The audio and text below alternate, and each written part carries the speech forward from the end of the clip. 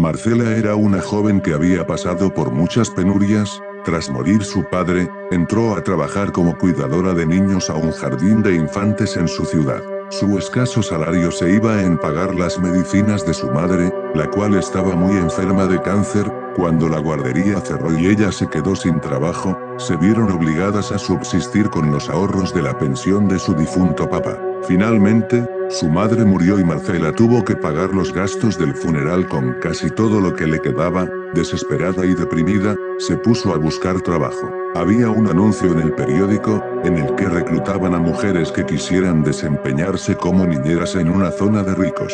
Esperanzada, la chica se arregló lo mejor que pudo y acudió a la entrevista. Se sorprendió gratamente al llegar a una lujosa mansión, en la que vivía una pareja de ancianos. Sin embargo, la emoción le duró poco. La fila de aspirantes para el empleo era muy larga. Insegura, Marcela se sentó en la sala a esperar su turno, rogando al cielo porque le dieran una oportunidad.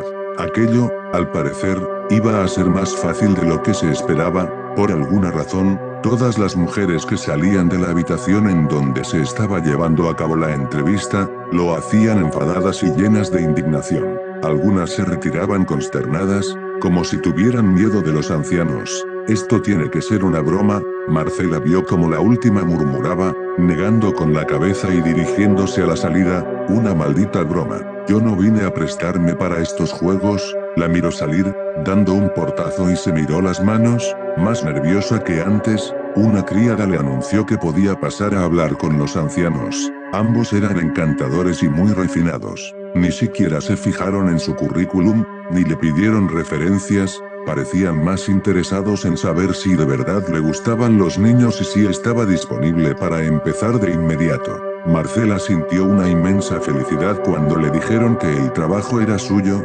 Acompáñame, querida, te voy a presentar a nuestro hijo, le dijo la anciana con dulzura. Muy ilusionada, Marcela la acompañó al piso superior de la casa. Imaginó que el niño en cuestión, probablemente era adoptado, pues ese matrimonio era ya demasiado viejo para tener hijos, y los dos parecían muy excéntricos.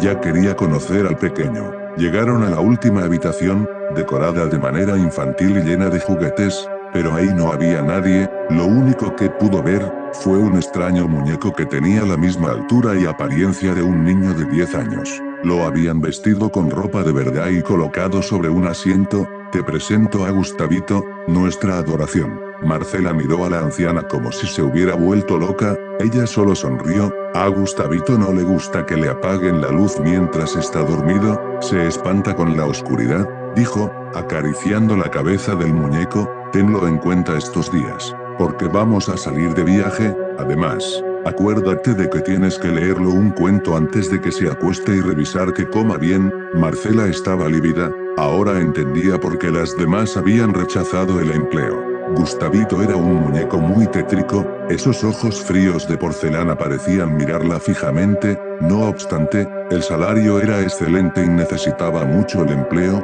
ya que aún tenía deudas que liquidar por el funeral de su madre. Así que decidió que lo más sensato, sería seguirles la corriente a esas personas. No se preocupe, señora, le prometo que voy a cuidarlo muy bien. Esa misma tarde, los ancianos salieron de viaje asegurándole que volverían en un par de días y pidiéndole encarecidamente que no dejaran de atender a Gustavito. Tan pronto como se marcharon, Marcela se sintió a sus anchas en la mansión. Aprovechó para hacer de todo, menos cuidar al muñeco, que permanecía en su dormitorio. Cada vez que pasaba frente a su puerta, la joven sentía un escalofrío. Como si él la estuviese mirando. No se acordó de leerle el cuento, ni de dejarle la luz encendida, mucho menos darle de comer. Este es el trabajo más fácil y más raro que he tenido, pensó. Esa misma noche se despertó, al escuchar pasos fuera de su habitación, pasos pequeños y pausados, como los de un niño. Una risa infantil le heló la sangre.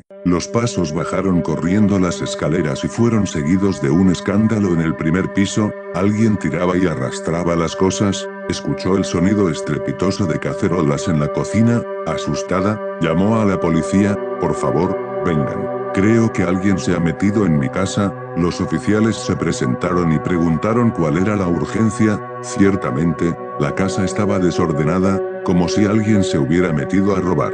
Inspeccionaron cada uno de los rincones de la mansión pero no encontraron a nadie. No entiendo, les juro que escuché a alguien que caminaba fuera de mi cuarto, seguramente quien se haya metido a robar escapó, señorita. Debieron escucharla hablando por teléfono. De todas formas parece que no se llevaron nada de valor. Si nota algo extraño, vuelva a llamarnos y vendremos enseguida. La chica les dio las gracias con desgana y subió a la habitación del muñeco. Sonreía.